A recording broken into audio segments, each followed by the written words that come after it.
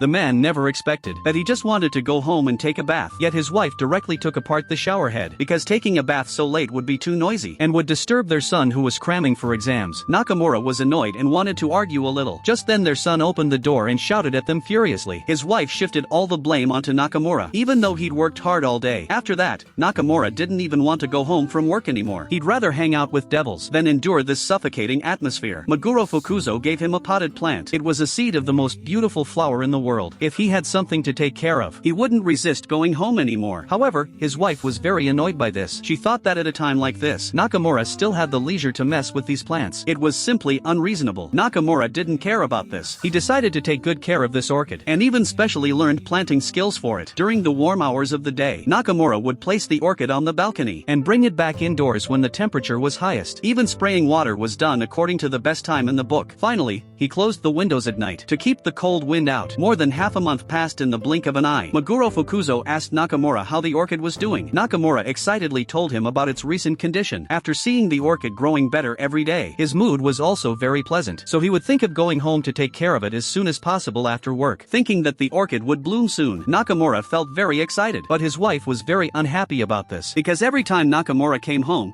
he would check on the orchid first. Just then Nakamura noticed that the window was open. After all, orchids couldn't stand the cold. He had clearly told her repeatedly to close the window in the evening. His wife said that if the orchid was so precious, then they should put it in the safe. She wasn't a babysitter specially hired to take care of the orchid. While the two were arguing, their son opened the door again and interrupted them. After that, Nakamura decided to take even more careful care of the orchid. Just then his wife pushed the door open and came in and apologized for what had happened earlier. She had already drawn bathwater for Nakamura and even specially prepared meals. Nakamura happily walked toward the bathroom. After all, his wife hadn't been this gentle in a long time. After taking a bath, she even poured him a drink. Looking at the 2 plates of tempura in front of him, Nakamura couldn't help but pick up one and taste it. It turned out to be surprisingly delicious. He had never tasted anything so good before. Just as Nakamura had eaten more than half of it, his wife suddenly said, "The ingredient for this dish is your favorite thing." Only then did Nakamura realize that what he had just eaten was actually the orchid. He went to the park and cried bitterly. Just then Meguro Fukuzo suddenly appeared and asked what had happened. Nakamura briefly told him about the incident. He had actually eaten the orchid right before it was about to bloom. If there was any way to bring the orchid back to life, he would be willing to do anything. In response, Meguro Fukuzo decided to grant his wish.